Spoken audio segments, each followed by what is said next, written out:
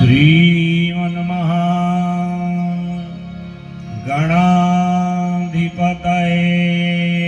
नमः। श्रीमन्मङ्गलमूर्तये नमः।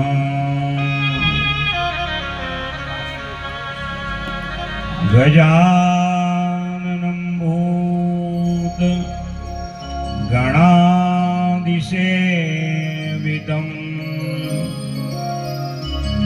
कपित्थजम्बूफलचारुभक्षणम् उमासुतं शोकविनाशकारकम्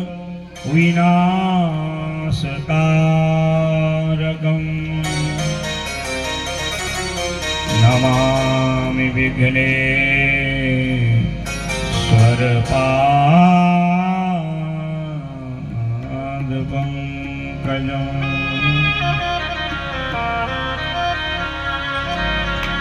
नारायणं नमस्कृत्य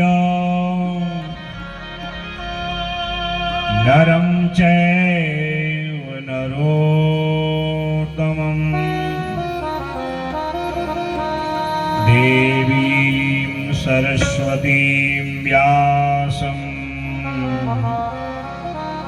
ततो जयमुदीरये।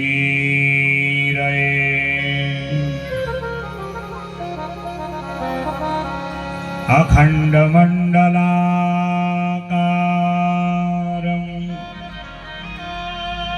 व्याप्तं येन चराचरम् तत्पदं दर्शितं येन तस्मै श्री गुरवे नमः।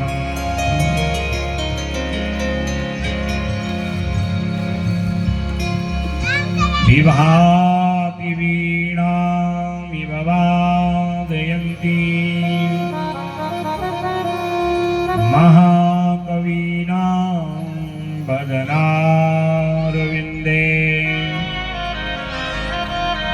सा शारदा शारदचन्द्रगौरा ध्येयः प्रभानः प्रतिभानक्तु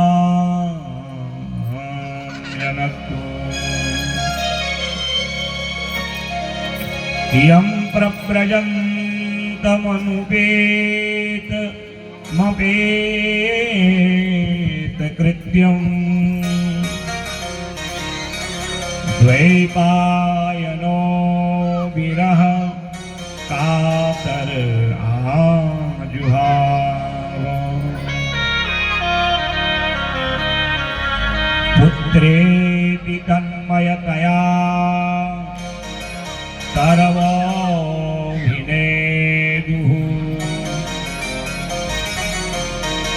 तं सर्वभूतहृदयं मुनिमानतोऽस्मि। व्यासाय विष्णुरूपाय व्यासरूपाय विष्णवे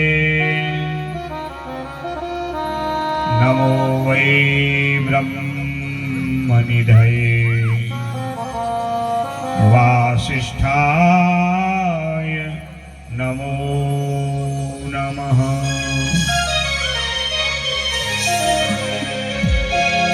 जयतु जयतु देवो देवकी नन्दनोऽयं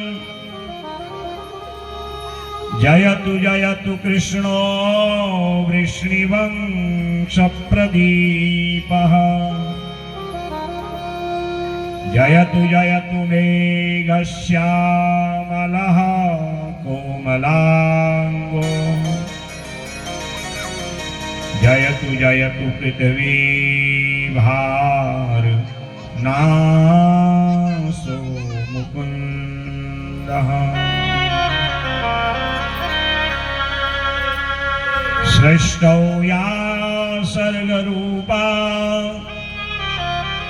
जगतवनविधौ पालिनी या च रौद्री संहारे चापि यस्या जगदिदमखिलं क्रीडनं या पराख्या पश्यन्ती मध्यमाथौ तदनु भगवती वैखरी वर्णरूपा सा स्मद्वाचं प्रसन्ना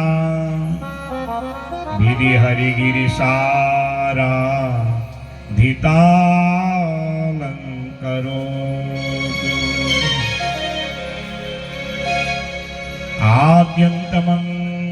आद्यन्तमङ्गलमयात् समानभावम्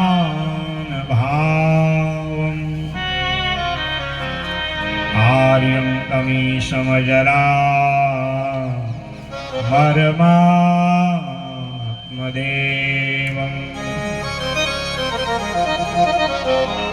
पञ्चाननं प्रबलपञ्चविनोदशीलम् संभावये मनसि शङ्करमम्बिकेशम्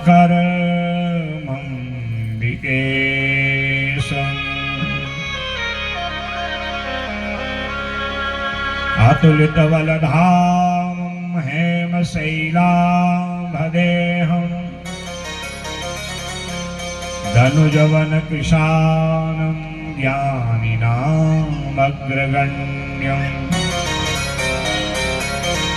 सकलगुणनिधानं वानराणामधीशं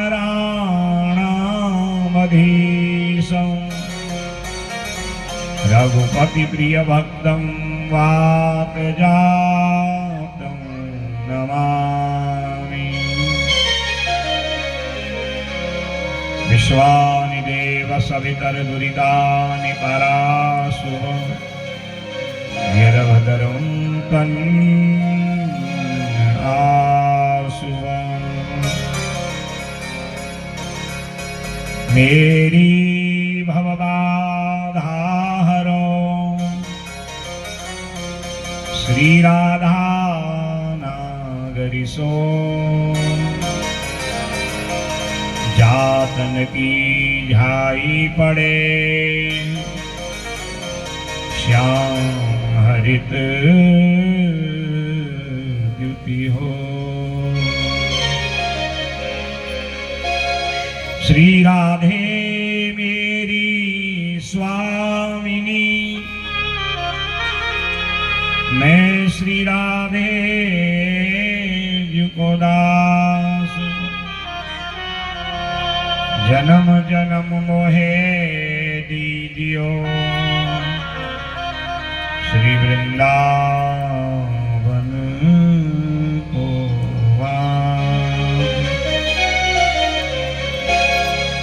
अरतन धरमन काम रुचि गति न चाहूं निर्वाण जन्म जन्म रति राम पदो यहु वरदान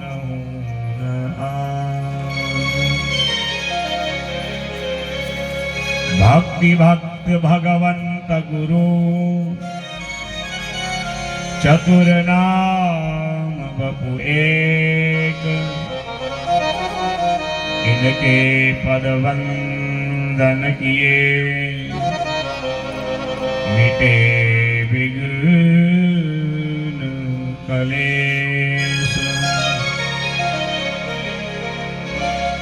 जय जय श्री राधा रमण जय जय नवद सो जय गोपी चित चोर प्रभु जय जय माखन चोर जय जय माखन चोर इष्ट देवताभ्यो नमः कुल देवताभ्यो नमः काम देवताभ्यो ग्राम देवताभ्यो देवताभ्यो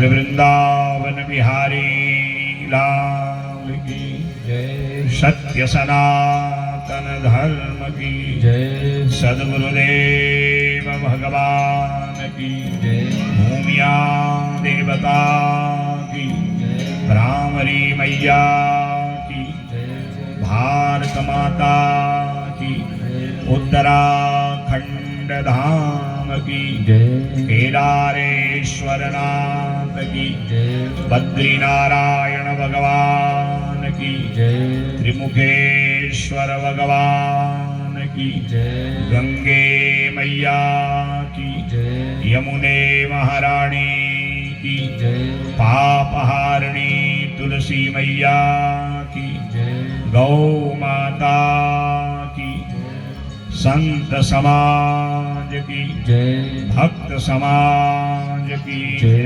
उमापति महादेव की जय सियावर रामचंद्र भगवान की जय हनुमान जी महाराज की जय विप्र समाज की जय नमः पार्वती पतये हर हर हर महादेव। आइए, आज प्रथम दिवस कथा का सत्र आरंभ हो रहा है। थोड़ा सा कार्यक्रम पहले दिन हर जगह विलंब से ही होता है, क्योंकि पहले दिन के कार्यक्रम की रूपरेखा थोड़ा लंबी होती है। आज महात्म्य कथा में शिव महापुराण की महिमा को हम सुनेंगे। आइए, उससे पूर्व भगवान के पावन नाम लिंगाष्टक को बड़े मनोभाव से गाते हैं और उसके बाद आज की कथा होगी।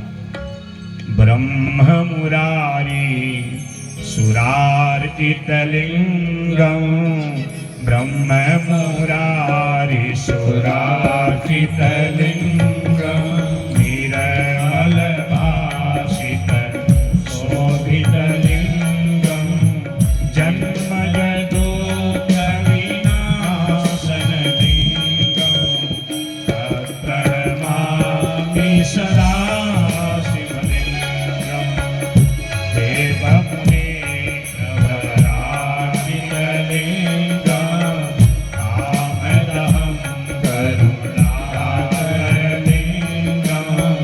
रावणदर्पविनाशनलिंगम प्रणमामि सदा शिवलिंगम सर्वसुगन्धि सुलेपितलिंगम कोटिविवर्धनकारणलिंगम सिद्धसुरासुर वन्दितलिंगम तत्प्रणमामि सदा शिवलिंगम कनकमहामणि भूषितलिंगम फणिपतिरे स्थित शोभितलिंगम दक्षसुयाज्ञविनाशनलिंगम प्रणमामि सदा शिवलिंगम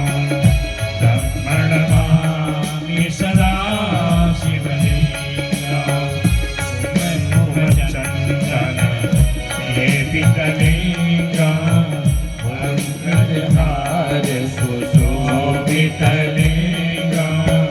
संचित पाप विनाशनलिंगम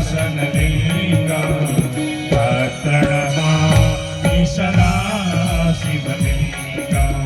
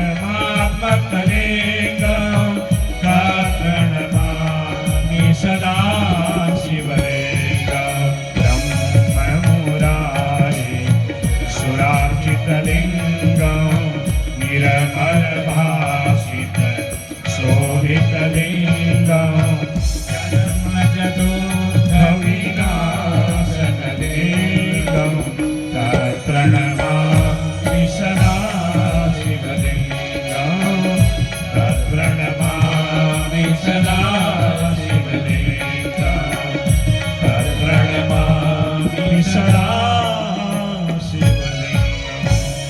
लिंगाष्टकमिदं पुण्यं यः पठेत् शिवसन्निधौ शिवलोकमवाप्नोति शिवेन सह मोदते। बोले लिंगराज भगवान की, सद्गुरुदेव भगवान की जय। अपने अपने माता पिता की जय। हर हर हर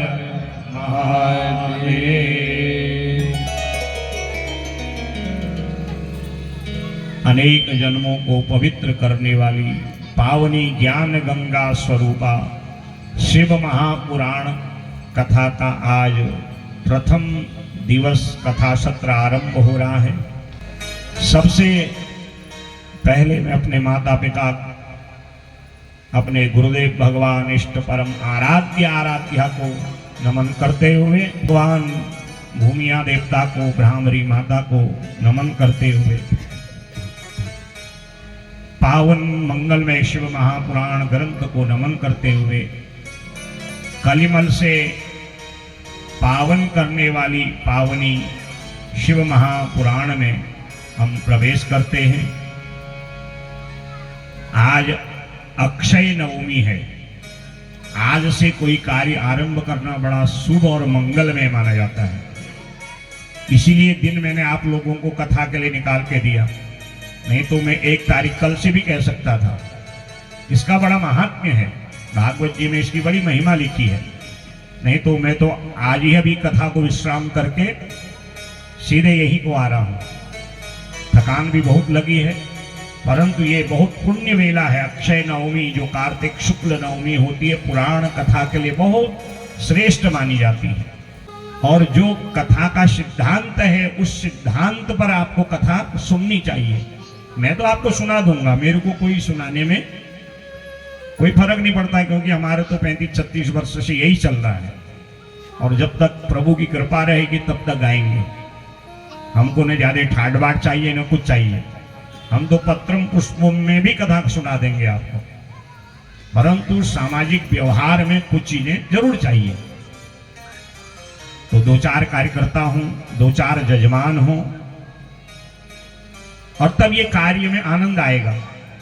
अब सोमवार के दिन मैंने पहले ही निवेदन किया था, कार्तिक का सोमवार और शिव महापुराण की पार्थिव पूजा होगी उस दिन। तो अब 2 ही यजमान होंगे तो कैसे होगा, वो बेचारे सुबह से शाम तक वैसे ही थक जाएंगे। तो इसलिए कम से कम पार्थिव पूजा के दिन 11 यजमान तो होने ही चाहिए, जो पार्थिव बनाएंगे, सामग्री गिरेंगे, सारी व्यवस्था करेंगे। ब्राह्मण का काम कार्य करना नहीं है, ब्राह्मण का वास्तविक कार्य है मंत्र बोलना। अब ब्राह्मण आसन भी बिछा रहा है, व्यवस्था भी कर रहा है। तो समाज में आप सब लोग जुड़े हैं, तो घर से अपने अपने सयाने लोगों को थोड़ा कुछ, और अपने नव युवकों को सेवा के लिए यहाँ पर लगाइए। कभी आप लोग गुरुद्वारे जाइए, गुरुद्वारे में घर का सयाना बच्चा सब सेवा करता है। इसीलिए आपने कभी किसी सरदार को ऐसे हाथ करते हुए नहीं देखा होगा। वो सेवा के बल से आगे बढ़ते हैं। अब हम लोग सेवा चाहते हैं, धन से भी सब कुछ कार्य नहीं होता। तन मन धन तीसरा कार्य है। तो पहला दिन है, पहले दिन थोड़ा विलंब हर जगह होता है। कल से मेरा आपसे निवेदन है कि 2-4 कार्यकर्ता बने, और ताकि सारी व्यवस्था अपने समय पर हो। पावन शिव महापुराण वेद व्यास भगवान ने कलयुग के लोगों के कल्याण के लिखा। शिव महापुराण में भगवान शिव की पावनी लीला को गाया गया है, और इसमें जो मुख्य प्रथम 7 अध्याय हैं, स्कंद पुराण में लिखे हुए हैं, जिसमें सनत कुमार ऋषियों का संवाद है। शिव पुराण का स्वरूप क्या है, शिव पुराण सबसे पहले किसने सुना, भगवान शिव के कितनी अवतार हैं, कैसे भगवान संसार के कल्याणार्थ प्रकट होते हैं, कितने ज्योतिर्लिंग हैं, और शिव का तत्व रहस्य क्या है। शिव को हम मूर्ति की जगह, शिव को हम मूर्ति की बजाय लिंग रूप में क्यों पूजा करते हैं। ये जो शिव तत्व है ये क्या है, ये सारा रहस्य जिस पुराण में बताया है उसका नाम है शिव महापुराण। बोले शिव महापुराण की जय हो। ये 24,000 श्लोक जो शिव महापुराण के हैं, जो 7 संहिताओं में बटे हुए हैं, ये सबसे पहले 12 संहिताओं का 1,00,000 श्लोकों का पुराण था। भगवान शिव ने स्वयं रचना करी और स्वयं श्रवण किया और फिर नंदीश्वर को सुनाया, और नंदीश्वर जी ने सनत कुमारों को इस कथा को उपदेश रूप में प्रदान किया, और तब वेद व्यास जी ने इसकी रचना कर इसको शौनक आदि 88,000 महात्माओं को नैमिषारण्य में सुनाया है। कलयुग के लोगों के कल्याणार्थ इस पुराण को संक्षिप्त किया गया। ये बच्चों को थोड़ा चुप कराना ही पड़ेगा, ये बच्चे खटर बटर बहुत कर रहे हैं।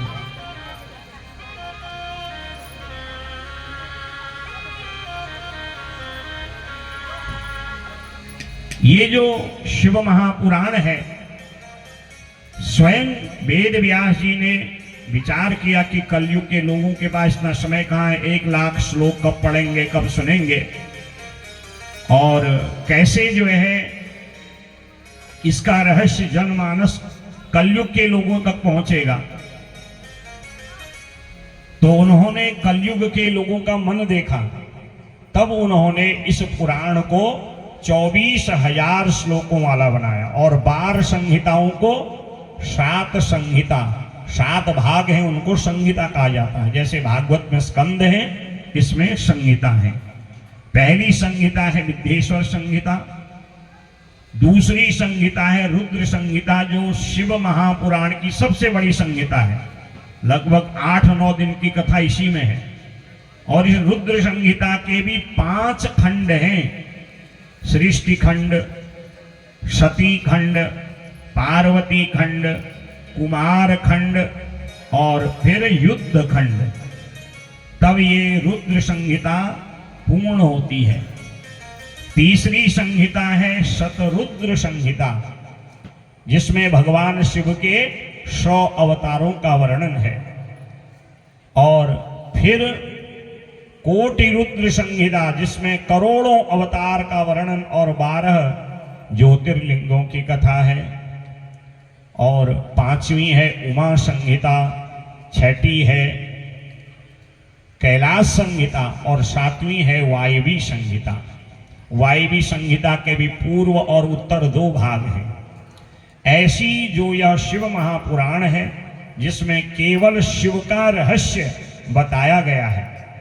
और सबसे पहले शिव पुराण को कैसे सुना गया, ये सारी कथा आती है। नैमिषारण्य में शौनक आदि 88,000 महात्मा आप ही की तरह विराजमान हैं। सूत जी आए तो सब ने खड़े होकर उनका स्वागत किया। बोले सूत महाराज की।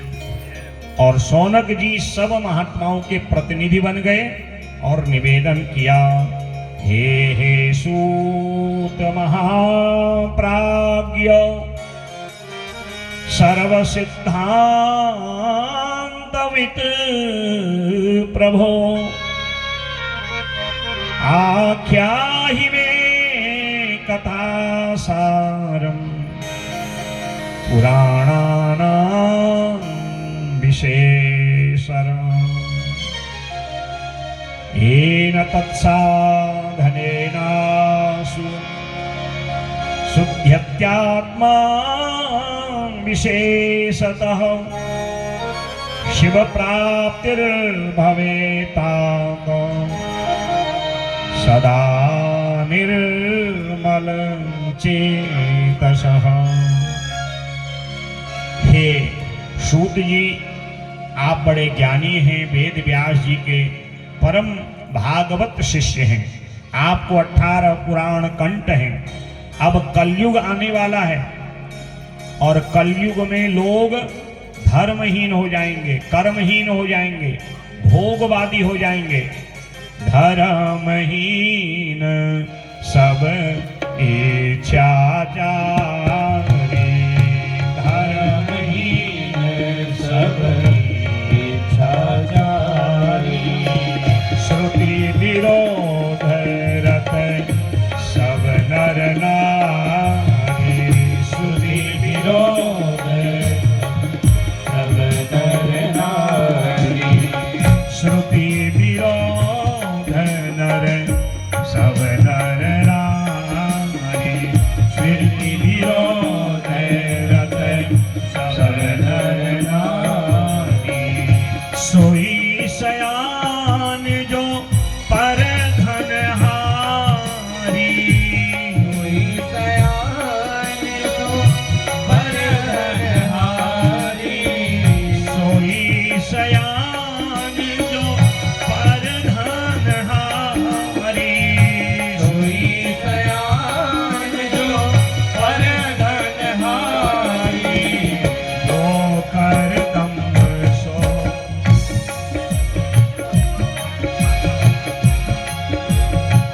जो कर दम्भ सो बड़ आचारी, जो कर दम्भ सो बड़ आचारी।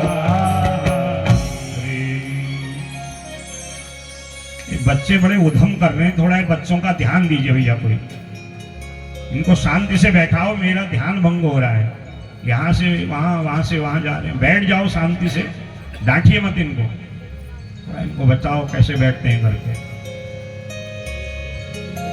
तो जो कलयुग है, इस कलयुग में व्यक्ति धर्म से हीन हो जाएगा। मैंने अभी आपसे कहा ना, देखो क्या प्रभाव है। सुबह आप लोग खूब सज धज के आए थे, खूब लंबी चौड़ी यात्रा करी, फिर थक गए, फिर खान पियण भे महाराज। अब धीरे धीरे कर में फिर ऑन लग रहा था। अब ये तो कथा है, इसकी तो बहुत व्यवस्थाएं होती हैं। कलयुग का प्रभाव है, व्यक्ति परिश्रम करता है, थक जाता है। सतयुग त्रेता द्वापर में ऐसा नहीं होता था, भूखा प्यासा बहुत परिश्रम करता था। तो कलयुग के लिए जो है बताया गया, भाई जब कलयुग में कोई धर्म नहीं करेगा, कर्म नहीं करेगा, एकाग्रता से बैठेगा नहीं, तो कैसे उसका परलोक सुधरेगा, कैसे उसका आत्म कल्याण होगा। यही बात को सूत जी से शौनकादि महात्मा कहते हैं। कलयुग जोग यज्ञ नहीं जाना। कलयुग में कोई बहुत बड़ा तप भी नहीं कर पाएगा, जप भी नहीं कर पाएगा, तीर्थ यात्रा भी लोग करेंगे, पर कैसे तीर्थ यात्रा करेंगे आगे कभी चर्चा करूंगा। तो जितना भी व्यक्ति करेगा वो ये समझेगा मैं भगवान पर एहसान कर रहा हूं। ये कलयुग के मानवों का स्वभाव है। और जो जो कलयुग बढ़ेगा बुद्धि बिगड़ते जाएगी।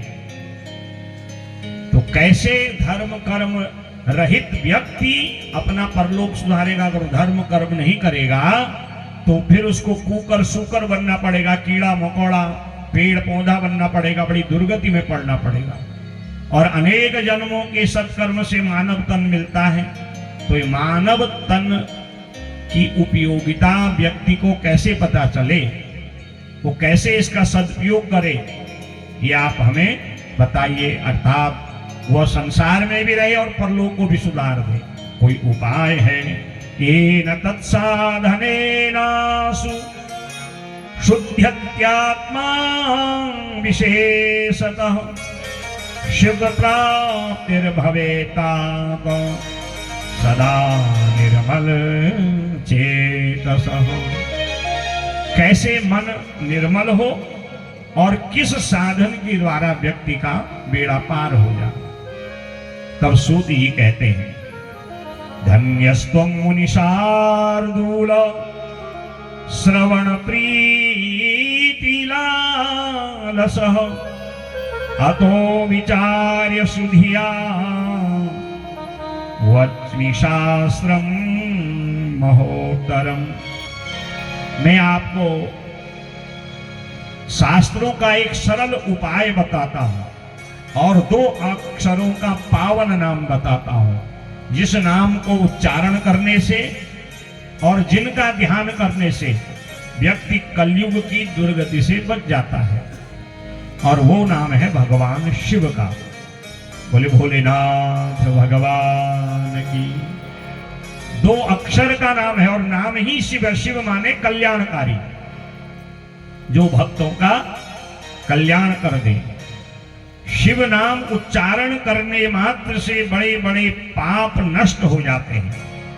शिव नाम कुठारेणो, शिव नाम का जो कुठार है, कुलाड़ा है, वो जीव के अंतर्गत पापों को भी नष्ट कर देता है। और जो शिव के रहस्य को समझ जावे, शिव के रहस्य को जो 11 दिन तक सुन ले, उसकी गति का तो कोई था ही नहीं है। मैं आपको बताता हूं, सनत कुमारस्य मुनेर उपदेशात् परमादरात् व्यासे नोक्तम तो संक्षेपात् कलिजानाम हिताय वै। सनत कुमारों ने एक सरल उपाय बताया और वेद व्यास जी ने श्रवण किया और उसको 24,000 श्लोकों में लिख दिया। और वह जो तत्व है वो शिव का तत्व है, जिसको शिव महापुराण कहा जाता है। बोले शिव महापुराण की। इसको पढ़ने से, इसको श्रवण करने से और इसका पारायण करने से व्यक्ति निष्पाप हो जाता है। एक एक श्लोक को कानों से सुनो, वाणी से उच्चारण करो। इतना न हो तो इसकी विस्तार पूर्वक कथा सुनो। प्रयत्न पूर्वक 11 दिन तक इसको सुनना चाहिए। हाँ, यदि 11 दिन सुनने की सामर्थ्य नहीं है, मुहूर्तम वा तदर्धम वा क्षणं च वा ये शृण्वन्ति पुराणं तन् न तेषां दुर्गतिर्भवेत्। एक मुहूर्त, आधा मुहूर्त, एक दिन, आधा दिन।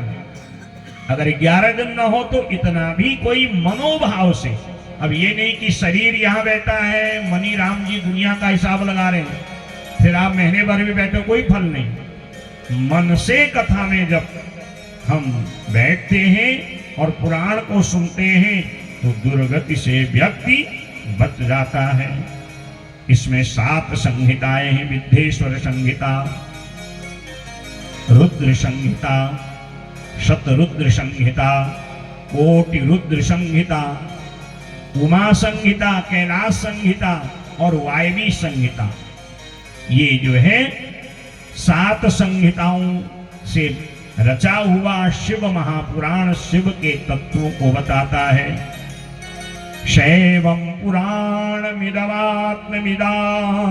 वरिष्ठं सेव्यं सदा परमवस्तु शतां समर्च्य तापत्रयाविशमनं सुखदं सदैव प्राणप्रियं विहरीशमुखामराणा।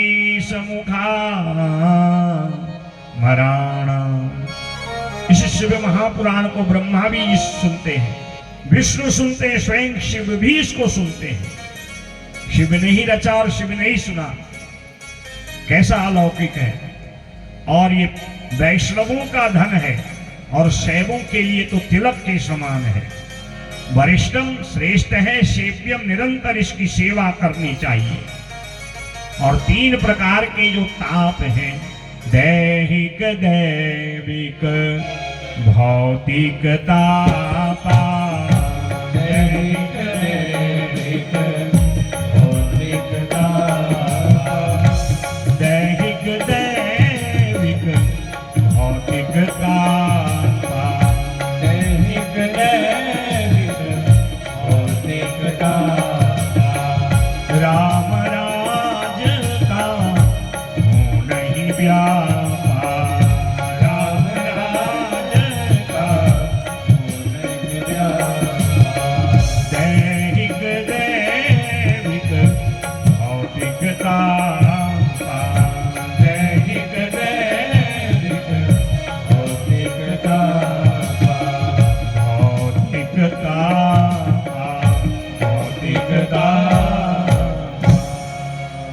तापत्रयाविशमनं सुखदं सदैव।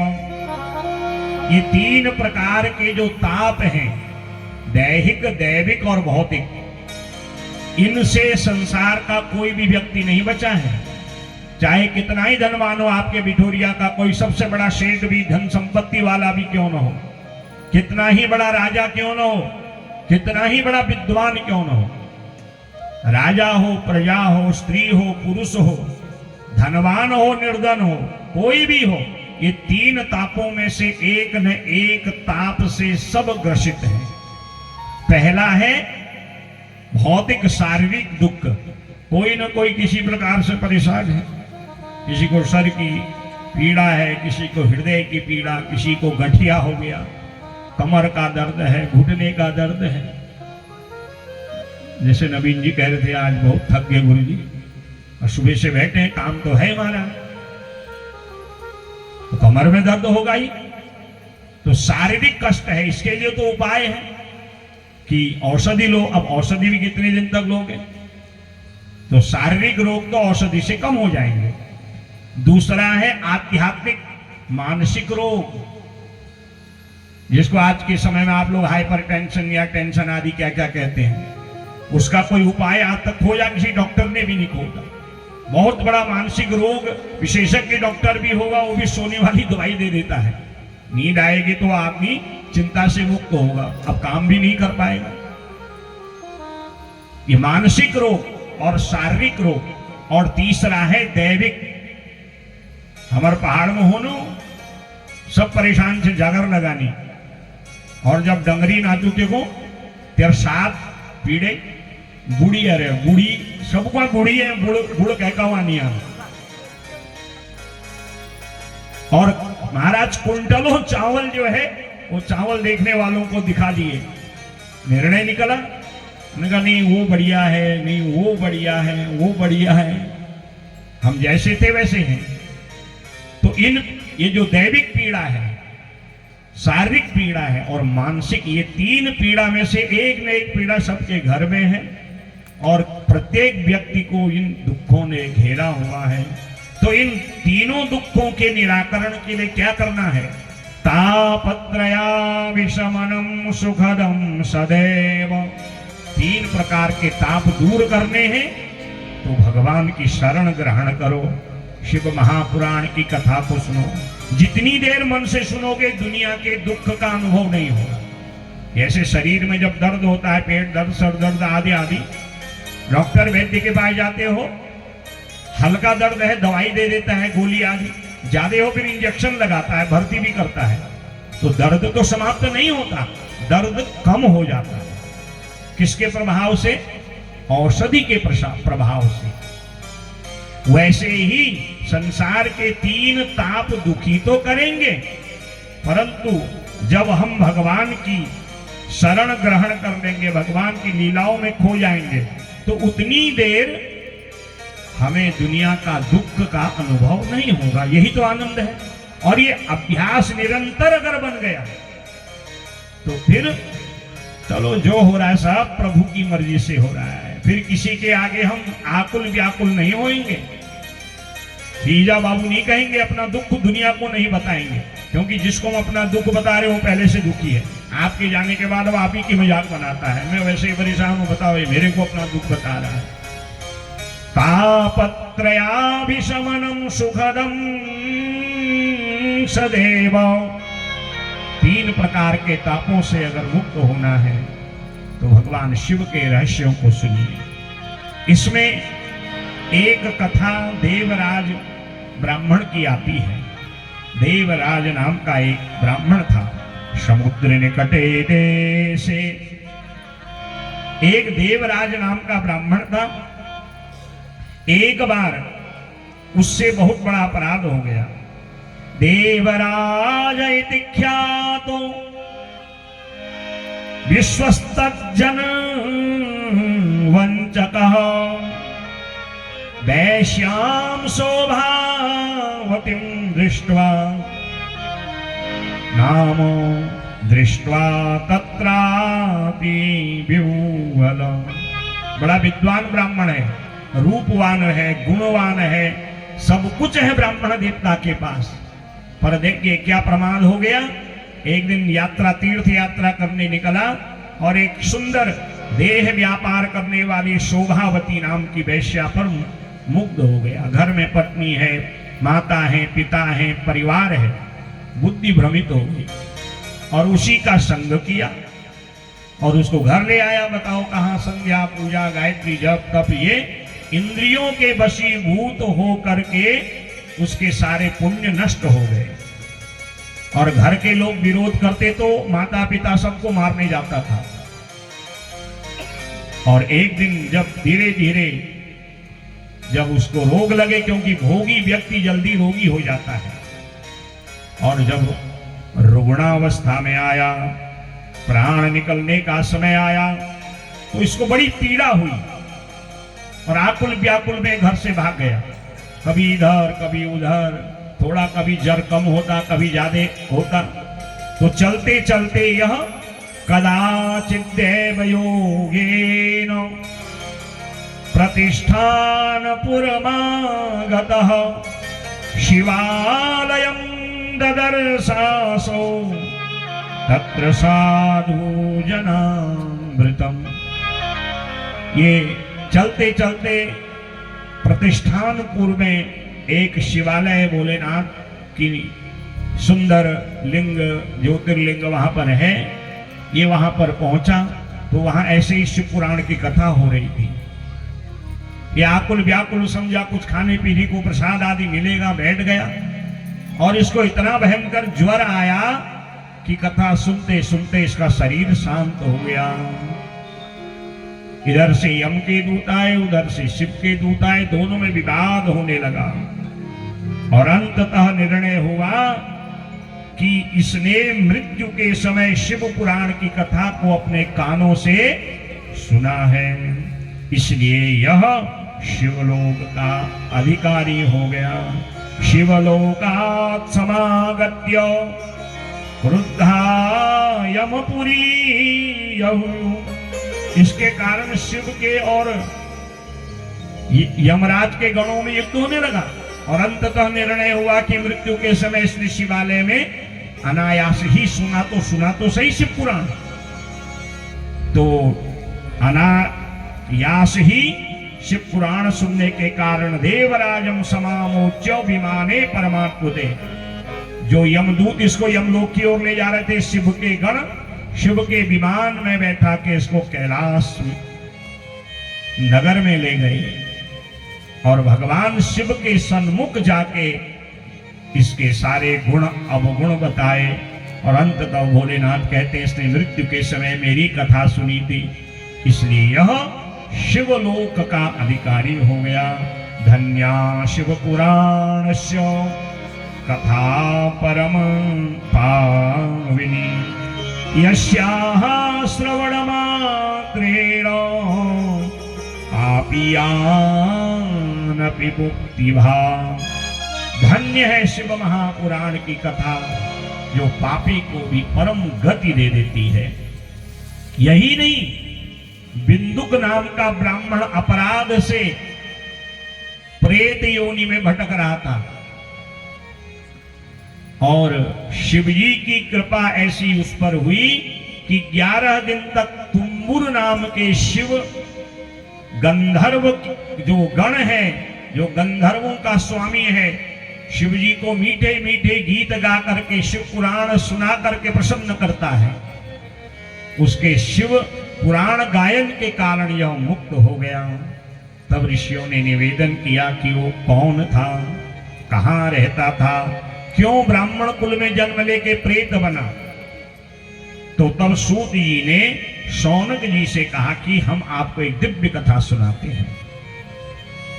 समुद्र निकटे देशे ग्रामो वास्कल संज्ञकः तत्रेको बिन्दुगो नाम विप्र आसीन महाधमः। समुद्र के किनारे एक वास्कल नाम का गांव है। वहां अलग अलग प्रकार के लोग रहते हैं, ज्यादातर ये मछली के का व्यापार करने वाले लोग रहते हैं। तो वहीं एक बिंदुक नाम का बड़ा विद्वान ब्राह्मण था, और जब बड़ा हुआ तो एक दिन माता पिता ने इसका विवाह कर दिया, और सुंदर ब्राह्मण कन्या जिसके घर में शिव की पूजा होती थी, शिवार्पण होता था, सत्कर्म पुण्य होता था, उसका नाम है चंचुला। चंचुला से इसका हो गया विवाह। विवाह होने के बाद इसकी जो कुछ बुरी आदतें हैं वो नहीं सुधरी, तो इस बिंदुक ने धन, इसके पास बहुत था, किसी स्त्री को धन दिया और घर में कम रहता था और उस स्त्री के साथ ज्यादा रहता था। चंचुला विवाह के बाद कुछ दिनों तक तो अपने नियम धर्म करते रहे, और संग का गुण और दोष का असर तो पड़ता है। आप जिन लोगों का संग करते हो कभी कभी अपने वास्तविक प्रकृति को भूल जाते हो। अगर हम सत्कर्म करने वाले अगर गलत लोगों का संग कर दिया, धीरे धीरे उसी की तरह बन जाते हैं। और यदि हम कुछ अच्छा नहीं करते और कुछ सत्संगी लोगों के साथ संग करते हैं तो जीवन में सत्संग की आदत बन जाती है। चंचुला ने देखा ये घर तो न पूजा करता है न पाठ करता है, मेरा पति कभी 15 दिन में आता है, कभी हफ्ते में आता है हमारा, और इधर उधर ही उल्टे सीधे काम करता है, धन की कमी है नहीं घर में। तो इसने किसी पुरुष के साथ मित्रता करी। वो पुरुष अक्सर इसके घर आया करता था, इसकी आवश्यकताओं को पूर्ण किया करता था। घर चलाने के लिए धन आदि चाहिए। एक दिन बिंदुक आया और इसने उस पुरुष को जब देखा, बड़ा इसको क्रोध आया, हाथ में डंडा लिया और चंचुला को मारने लगा।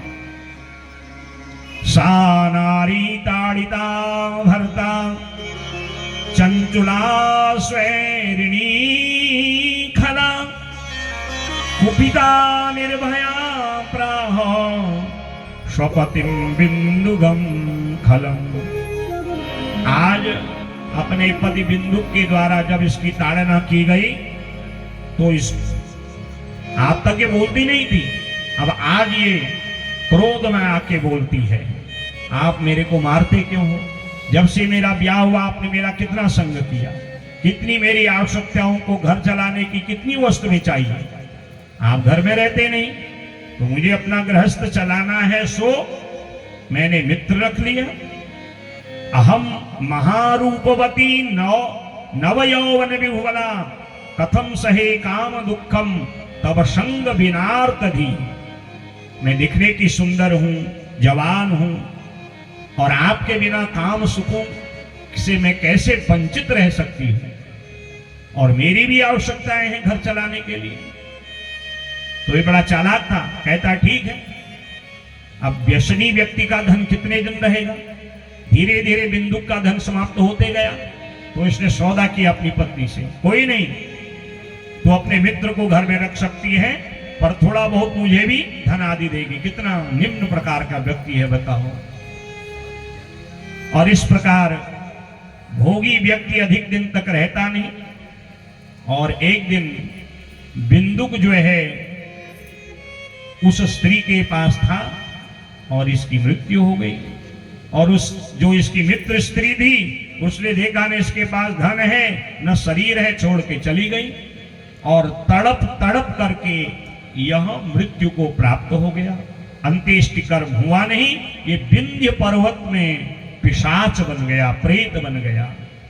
शास्त्र में बताया है जो प्रेत योनि में आते हैं उनका मुख सुई से भी छोटा होता है, न वो जल पी सकते हैं और न वो अन्न खा सकते हैं, केवल थोड़ी सी जीवित रहने के लिए श्वास। बड़ी पीड़ादायक जो है दायनी योनि है प्रेत योनि।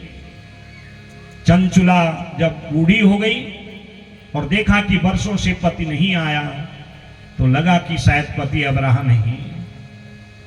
जीवन भर मैंने भी कोई अच्छा कार्य नहीं किया, इसके मन में आया भाव। और जब इसका धन यौवन सब समाप्त हो गया, अब कोई पुरुष इसकी तरफ देखता भी नहीं था, तो ये चंचुला विचार करती है कि मेरी सदगति कैसे होगी। बहुत चिंता में डूबी है। एक दिन इसके गांव के लोग ज्योतिर्लिंगों की यात्रा के लिए निकले। आप लोग भी जाते होंगे ना, 12 ज्योतिर्लिंग, उनकी कथा आगे आपको कोटि रुद्र संहिता में सुनाऊंगा। तो इसने जब सुना तो इसके बाद थोड़ा बहुत धन बचा था, गांव के लोग आगे आगे हो लिए, और तब बड़ा भेदभाव लोग करते थे, तो पीछे पीछे हो ली। चलते चलते ये चंचुला एक शिवालय में पहुंची, और वहां इसने शिव महापुराण की कथा सुनी। और कथा का पारायण दिन था, 11वां दिन था। जो व्यास रूपी ब्राह्मण थे उन्होंने कहा कि जो इस शिव पुराण को एक बार जीवन में श्रवण करते हैं उनके सारे पाप नष्ट हो जाते हैं। महात्म्य में भी यही बताया गया। चंचुला ने विचार किया, मैंने तो जीवन भर कोई अच्छा काम किया ही नहीं। पति ने मेरा त्याग किया, मैंने कभी पति की सेवा नहीं करी, पतिव्रत धर्म में नहीं रही, पर पुरुष का सेवन किया, भोग किया, अपने जीवन को ऐसे ही नष्ट किया। तो अब मेरा कैसे कल्याण होगा? जैसे शिव पुराण कथा को विश्राम हुआ, व्यास जी जब जाने लगे चरण पकड़ लिए, और चरण पकड़ करके भीतारसितम प्राह शैवम संवाचकम द्विजम, शिव महापुराण सुनाने वाले वेद व्यास जी के चरण पकड़ लिए, और चरण पकड़ करके निवेदन किया कि क्या मेरा उद्धार करोगे? यहां मच्छर चरण पकड़ रहे हैं, मच्छर काट रहे हैं, थोड़ा सा कल से थोड़ा छिड़काव करा दीजिएगा।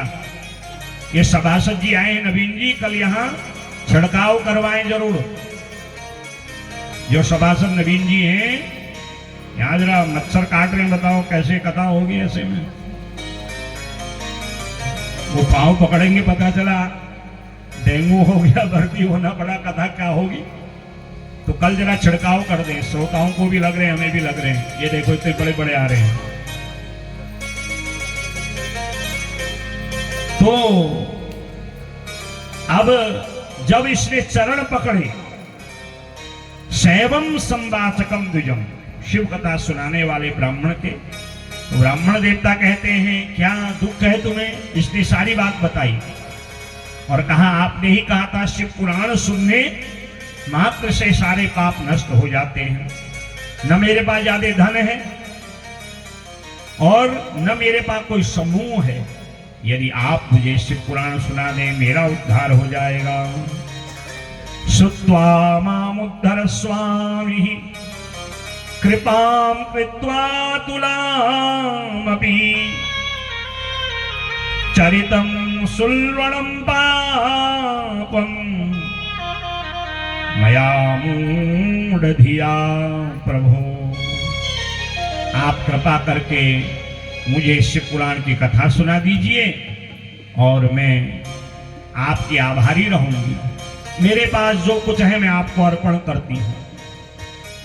अब तब इतनी व्यवस्थाएं भी नहीं होती थी, अब आजकल तो हर कार्य पैसे से होता है। अब आज से 20-25 वर्ष जब पहले हम कथा करने जाते थे ना महाराज, जो जिसने जैसे दिया पत्रम पुष्पम और सब व्यवस्थाएं ऐसे हो जाती थी। अब आज तो इतने सभी ठाट बाट हैं, संगीत के विद्वान हैं, ये सब टेंट है, ये साउंड है, और काम करने वाला कौन है? मैं अभी बात वही कह रहा था, सब पैसे से ही कराना पड़ता है हमारा। भंडारे का भोजन भी ऐसे ही लोग आपस में मिल बांट के बना देते थे, अब तो ठेका भोजन बनाने का भी लेना पड़ता है। अब आजकल तो कथाओं का भी ठेका हो गया है, इतना रुपया दो हम तुम्हें कथा सुनाते हैं। अभी तक तो प्रभु ने कृपा की है, ऐसी बुद्धि आई नहीं है।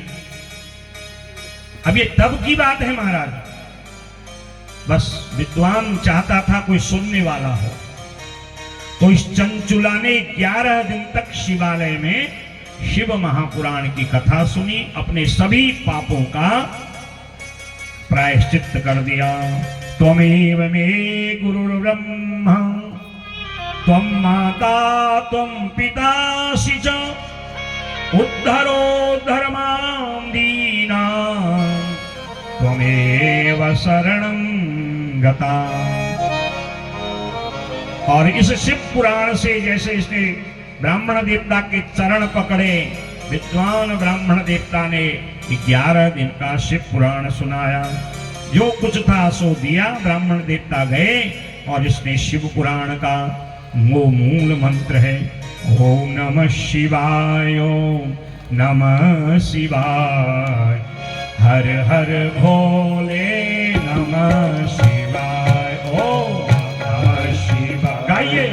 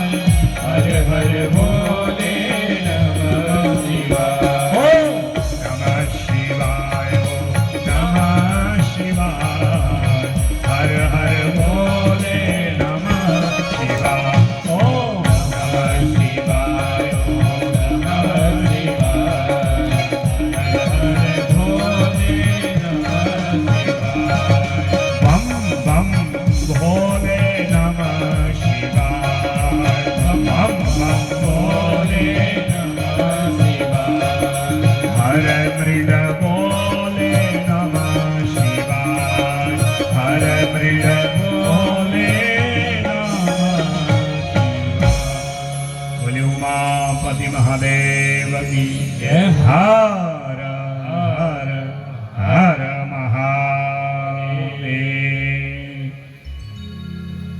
इस मूल मंत्र को शिव महापुराण का मूल मंत्र है ओम नमः शिवाय।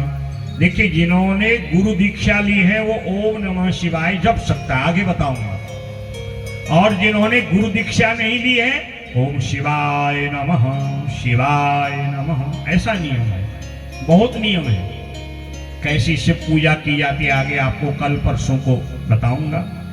तो इसने उसी मूल मंत्र को जपा और जैसे ही मूल मंत्र जपा इसकी मृत्यु का समय आया, शिव के गण वहां पर खड़े हो गए और शिव के गण इसको सीधे कैलाश पर्वत ले गए, बोले कैलाश धाम की। और जब इसने शिव और पार्वती का दिव्य रूप माधुरी का दर्शन किया, जैसी जैसी कथा में इसने सुना था, कैसे शिव पार्वती नीलग्रीवं पंचवक्त्रं त्र्यंबकं चंद्रशेखरं वामांके बिभ्रतं गौरीं विद्युत्पुंज समाप्रभां कर्पूरगौरं गौरीशं सर्वालंकारधारिणं शितभस्मलसा देहम शितवस्त्रम महोज्वलम। कर्पूर जिनका, कर्पूर के समान जिनका वर्ण है, बाएं भाग में 16 श्रृंगार करने वाली मां गौरी विराजमान है और स्वयं चिता की भस्म लगाई है। गले में नागों की माला है, रुद्राक्ष की माला है। आभूषण में भी छोटे छोटे नागकुंडल के रूप में, कंगन के रूप में, यज्ञोपवीत के रूप में, उपवीत भुजंगा जनेऊ भी नागों की पहनी है। जब देखा भाव विभोर हो गई और नित्य भगवान का पूजन किया। एक दिन भगवान और गौरी का रूप देख करके जब रोने लगी ना, तो पार्वती ने कहा, देख तू मेरी सखी जैसी है और जब से आई है बड़े मनोभाव से वर्षों से पूजा कर रही, कभी कुछ मांगा नहीं। तेरे आंख के जो आंसू है ना, तेरे दुख को बताते हैं, बता क्या बात है। तो इस चंचुला ने आज पार्वती से कहा, देख तू मुझे अपना सखी मानती है ना, तो जैसे आप भगवान शिव के साथ अखंड सौभाग्य रूप में विराजमान हो, वैसे ही मेरा भी सौभाग्य था। उसका नाम था बिंदु। वो कहाँ है, किस योनि में है, सदगति है, दुर्गति है। अगर मेरी पूजा से तुम प्रभावित हो तो मेरे पति को भी मेरे साथ बुला दो। तो पार्वती ने कहा, कोई बड़ी बात नहीं, तूने कोई ज्यादा थोड़ी मांगा। ध्यान किया भोले बाबा से, कहा देखो कहाँ है। अब भगवान तो योगेश्वर है महाराज। ध्यान लगाया, विंध्य पर्वत में पिशाच बना हुआ है और उसी समय पाप शेषेण पापात्मा विंध्ये जातः पिशाचकः। विंध्य पर्वत में पिशाच बना हुआ है और दुर्गति को प्राप्त हो रहा है। भगवान शिव ने जब ऐसा बताया, पार्वती ने कहा बस हो गया। और शिव के एक गण को बताया, बुलाया, जिसका नाम है तुम्बुरु। हे तुम्बुरो शिव प्रीत मम मानस कारक आस्ते तत्र महाघोरः पिशाचोति भयंकरः। तुम बहुत अच्छा संगीत गायन करते हो, उच्च कोटि के गंधर्व हो और शिव की सारी लीला को जानते हो, और तुम विंध्य पर्वत में जाके उस पिशाच को स्थिर करके 11 दिन तक शिव कथा सुनाओ। तुम शिव सत कीर्ति गायकश्च महाबली अथा शिव पुराणस्य वाचनार्थम सतुम गुरु। और जाओ और उसको बुला के शुद्ध करके यहां लेके आओ। तुम बुर गए हैं और 11 दिन तक, जैसे आप कल से आगे को पूरी शिव कथा सुनोगे ना, ऐसे ही सुनाया। और पहले तो स्थिर नहीं हो रहा था, उसको भय दिखाया, स्थिर किया। 11 दिन तक जब कथा सुनाई, शुद्ध निश्चल होकर के प्रेत योनि का त्याग किया और तुम्बुरु के साथ विमान में बैठ के भगवान शिव के कैलाश लोक को प्राप्त हो गया। बोले शिव महापुराण की जय। और जब उस शिवलोक कैलाश में पहुंचा, और आज चंचुला बड़ी आनंदित हुई, चरण पकड़ लिए मां पार्वती शिव के। धन्य है हे मां आपको, धन्य है शिव की इस गाथा कथा को, जिसने मेरे पति का उद्धार कर दिया, उसको निष्पाप कर दिया। शौनक जी से सूत जी कहते हैं, ऐसी यह शिव महापुराण है। और इस शिव पुराण को जो मनोभाव से सुनते हैं, उनके समस्त संकल्प पूर्ण होते हैं।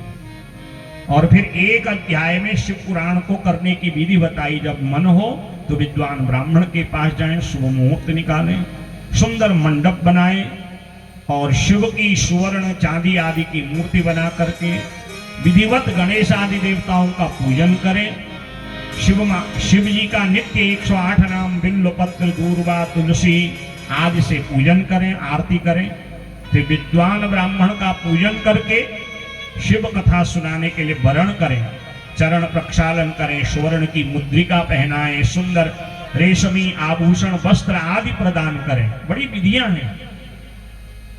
और शिव महापुराण की संपूर्ण कथा शिव को सुनाने के लिए वक्ता के बगल में एक विद्वान ब्राह्मण को 24,000 श्लोकों का पारायण करने के लिए उपव्यास बनाए और शिव के पावन पंचाक्षर नाम मंत्र, रुद्राभिषेक पाठ आदि के लिए 7, 11 आदि ब्राह्मणों का वरण पूजन करें और निराहार रह करके व्रत करना चाहिए। निराहार न हो तो एक समय फलाहार करें, इतना भी न हो तो सात्विक शुद्ध अन्न हो, बासी ना हो, ज्यादा मसालेदार ना हो, ज्यादा चटक पटक वाला ना हो, क्योंकि सात्विक खाओगे तभी कथा में मन लगेगा, तामसी खाओगे तामस देह भजन नहीं होगी। अब आप लोग भी कम से कम, वैसे तो कार्तिक में हमारे वहां कोई भी तामसी पदार्थ नहीं खाता है, पर ये 11 दिन ये समझे कि हमारा ही कार्य है। आप लोग भी बड़े नियम से रहिए, अगर हो सके व्रत लेके कथा सुने, न हो तो सात्विक भोजन करके कथा सुने और शिवलिंग बना करके शिव का पूजन करें। बड़ी विधियां हैं। क्रोध ना आवे, ब्रह्मचर्य का पालन हो, यजमान को एक शौर कर्म नहीं करना चाहिए, चकाचक नहीं बनना है, शिव जी की तरह बनना है। शिव जी कभी दाढ़ी मूंछ बनाते हैं क्या? तो ब्रह्मचर्य का पालन, भूमि में शयन, शौर कर्म नहीं करना है। पहले संत ब्राह्मण अतिथियों को भोजन प्रसाद अर्पण करें और तब स्वयं भोजन खाएं। महाराज बड़े नियम हैं, आप सब लोग जानते हैं। अभी मच्छर भी बहुत काट रहे हैं यहाँ पे। तो आरती का भी समय हो गया है। कल से ठीक 1 बजे कथा का समय लिखा हुआ है। कितने बजे लिखा है? हाँ, तो आप लोग समय पे आए। ठीक 4:45 बजे आरती शुरू होगी। 5 बजे आप लोग फिर प्रसाद आदि लेके घर को जाएंगे और थोड़ा एक छिड़काव कराने की कृपा करें, तभी बैठ पाएंगे। महाराज बड़ा कठिन है। तो हमारे पिछले बार नवीन जी यहाँ यजमान बने थे, फिर पार्षद बन गए, तो थोड़ा बहुत लाभ तो मिलना चाहिए ना।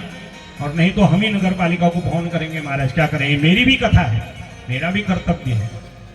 तो इसको अपना ही कार्य मान करके थोड़ी हास परिहास कभी बीच में होना भी चाहिए। तो यहीं पर मैं कथा को विश्राम देता हूँ। पावन संकीर्तन और उसके बाद आरती। हर हर महादेव शंभो, काशी विश्वनाथ गंगे। हर हर महादेव शंभो, काशी विश्वनाथ गंगे। हर हर महादेव शंभो, काशी विश्वनाथ गंगे।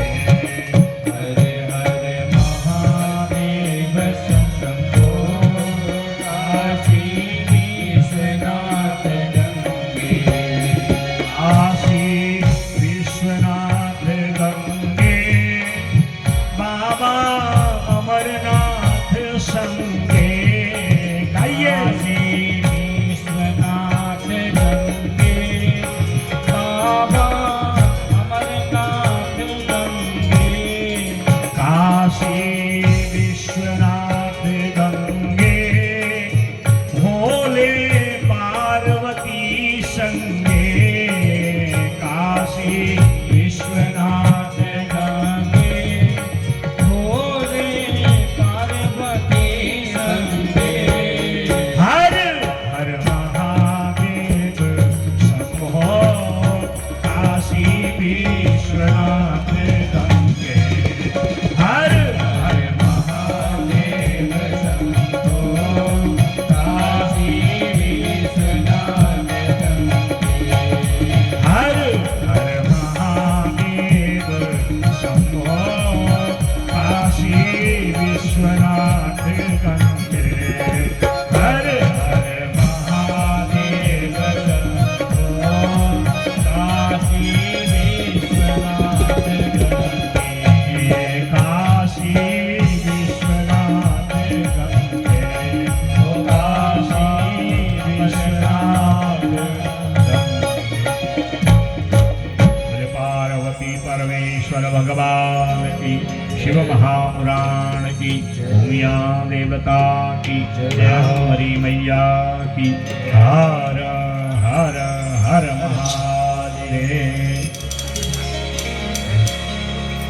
ओम चंद्रमा मनसो जात चक्षुः सूर्यो अजायत श्रोत्रापायश्च प्राणश्च मुखर्निर्जायत। ओम जय शिव ओंकार भोले हर शिव ओंकार ब्रह्मा विष्णु सदा शिव भोले भोलेनाथ महाशिव।